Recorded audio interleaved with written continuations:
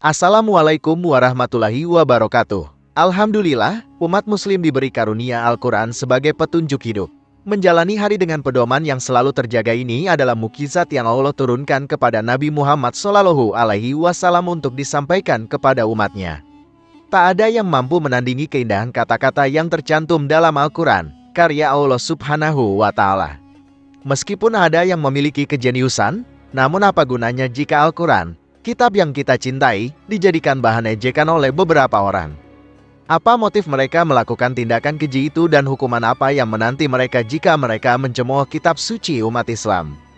Tiap ayat, tiap surah dalam Al-Quran penuh dengan makna mendalam, kebesarannya tak terbantahkan. Meskipun seringkali dianggap sebagai kisah, Al-Quran bukanlah sembarang buku bagi umat muslim. Al-Quran adalah wahyu yang diturunkan kepada Nabi Muhammad SAW untuk diajarkan kepada kita semua. Bahasa dan kontennya mengandung harta ilmu pengetahuan yang semakin kita telusuri, semakin membawa kita mendekat kepada Allah dan Rasul-Nya. Sebagai umat muslim, kita patut bangga dengan mukjizat yang kita miliki. Bagaimana tidak, hanya dengan membacanya kita bisa mengumpulkan pahala yang besar.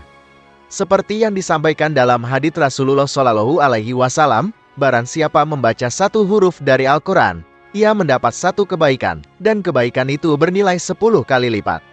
Aku tidak mengatakan alif lam mim, satu huruf, tetapi alif, satu huruf, lam, satu huruf, dan mim, terhitung satu huruf. Hadis riwayat At-Tirmidzi. Tidak hanya itu, kedamaian hati bisa kita rasakan ketika membaca Al-Quran. Ketika ada yang mendengarkan keluhan kita, Allah telah menyediakan penyembuh terbaik bagi hambanya. Rasulullah SAW bersabda, tidaklah suatu kaum berkumpul di antara rumah-rumah Allah sambil membaca kitabullah dan saling mempelajari di antara mereka kecuali akan turun kepada mereka ketenangan. Mereka akan diberi rahmat yang tinggi dan malaikat akan menaungi mereka serta mereka akan diingat di sisi Allah. Hadis riwayat Muslim. Getaran jiwa ketika mendengarkan lantunan ayat suci Al-Quran ternyata tidak hanya dirasakan oleh kaum muslim saja, bahkan beberapa orientalis pun merasakannya. Sastrawan Jerman Johann Wolfgang von Goethe, yang wafat pada tanggal 22 Maret tahun 1832, berkata, ketika saya membaca Al-Quran, saya merasakan jiwa saya bergetar di dalam tubuh saya. Dalam kesempatan lain, dia mengatakan, Al-Quran bukanlah perkataan manusia. Jika kita menyangkal bahwa itu dari Tuhan, maka itu berarti kita menganggap Muhammad sebagai Tuhan. Setiap muslim memang wajib memuliakan Al-Quran. Sayangnya, banyak yang menduga jika Al-Quran hanyalah dongeng belaka dan tidak sepatutnya dipercaya, sehingga akhirnya kitab yang kita muliakan dihina begitu saja.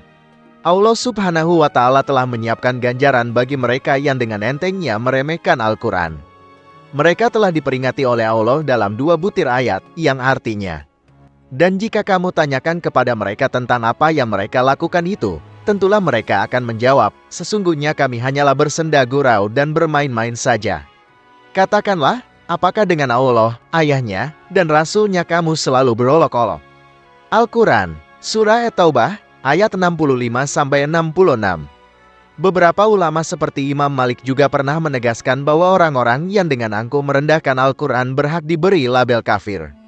Siapapun yang merendahkan Al-Quran atau karya serupa, atau mengingkari satu huruf darinya, atau menghina Al-Quran, atau bahkan sampai membuktikan apa yang diingkari, secara keseluruhan dianggap kafir menurut kesepakatan ulama. Yang lebih parah lagi, Imam Syafi'i justru menghalalkan darah mereka yang menghina Al-Quran.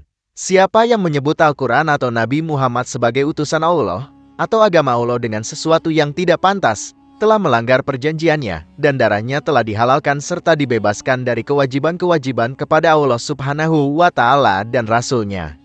Meski ancaman-ancaman telah diketahui, namun kasus pelecehan Al-Quran sepertinya tetap terjadi di mana saja. Seperti halnya dalam kisah berikut ini. Seorang analis muslim menunjukkan kehebohan yang terjadi di sebuah mall, di mana beberapa orang terlihat menginjak Al-Quran tanpa rasa bersalah dan mengabadikannya dalam sebuah video. Peristiwa itu terjadi di Chicago, Illinois, Amerika Serikat ini menampilkan bagaimana Islam masih menjadi sasaran empuk. Di negeri Paman Sam, banyak muslim yang ingin membela agamanya. Namun tampaknya mereka terhalang oleh rasa takut, terutama karena mereka adalah kaum minoritas di negeri tersebut.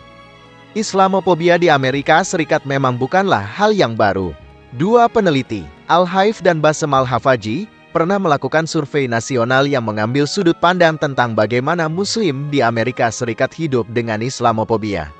Dalam laporan berjudul, Islamophobia Through the Eyes of Muslims, menunjukkan bahwa umat Muslim merasakan diskriminasi yang sangat tinggi. Banyak yang awalnya menduga jika kebencian tersebut merupakan efek dari peristiwa 9/11, tetapi sepertinya tak bisa dilupakan begitu saja oleh warga Amerika. Ledakan di World Trade Center pada tanggal 11 September tahun 2001 menjadi momen yang membekas, apalagi menewaskan banyak orang kala itu. Sebenarnya, itu hanya memperkuat Islamophobia yang sudah ada, bukan muncul setelah peristiwa tersebut. Di Amerika, dua orang pendeta bernama Bob Paul dan Daniel juga nekat membakar Al-Quran bertepatan dengan peringatan 9 tahun serangan terhadap World Trade Center di New York. Aksi pembakaran Al-Quran tersebut dilakukan oleh dua pendeta asal Springfield, Tennessee, Amerika Serikat, di halaman belakang rumah. Keduanya juga menyatakan bahwa Al-Quran dan Nabi Muhammad SAW palsu. Tak hanya itu, keduanya menganggap bahwa Quran adalah kitab penuh kebencian. Astagfirullah, dari Amerika Serikat kita melangkah ke Indonesia, negeri dengan penduduk Muslim terbesar di dunia. Meski dengan populasi Muslim terbanyak, tahun ini tidak menjadikan Muslim di Indonesia jadi ramah dan taat kepada ajaran agama Islam. Salah satu yang cukup menyayat hati datang dari seorang pemuda yang dengan lancangnya menginjak Al-Quran. Dalam foto tersebut, pemuda ini memasang sebuah caption, "Jangan tiru adegan ini." Mencari sensasi dengan mengolok-olok agama Islam, tentu saja perilaku tersebut telah menyulut api umat Islam. Postingan tersebut pun dibagikan sebanyak 3.132 kali oleh netizen Indonesia. Setelah berita tersebut viral, polisi akhirnya mengamankan pria yang ternyata bernama Priyananda dan telah diproses oleh pihak yang berwajib. Masih dari Indonesia, seorang pria dari Sumatera Utara juga berulah. Tua Aulia Fuadi namanya. Pria ini telah membuat geram masyarakat Sumatera Utara karena postingannya yang juga merendahkan Al-Quran. Sebelumnya, ia memang gemar memposting komentar-komentar miring tentang umat Islam di media sosialnya. Postingannya tersebut berisi komentar bahwa ia menganggap Quran adalah firman yang masih pingsan. Sebenarnya, Al-Quran itu benda mati yang spesifiknya lagi. Ia adalah entitas firman yang sudah pingsan. Pada awalnya, Al-Quran itu makhluk hidup, namun setelah kepergian Rasul, esensialitasnya berubah menjadi makhluk yang sebab pingsan. Banyak manusia yang sudah mencoba mengobatinya, dan sejauh ini ia tetaplah benda mati dan merupakan firman yang masih pingsan. Saat postingan tersebut diunggah, ia masih berstatus sebagai mahasiswa hukum di UIN Sumatera Utara. Selain statusnya memantik perdebatan, ia juga pernah melemparkan Al-Quran tidak dapat mahasiswa baru saat masa orientasi masih. Meski telah ditegur beberapa kali, nasihat dan sanksinya tak membuatnya jela, hingga akhirnya ia pun didepat dari kampus. Sangat disayangkan, mahasiswa Muslim yang seharusnya memuliakan Al-Quran malah meracuni umat dengan pemikiran liar. Terakhir, peristiwa datang dari negeri Twin Tower, Malaysia. Seorang wanita terciduk mengenakan setelan baju gradasi hijau biru dengan motif menyerupai ayat Al-Quran.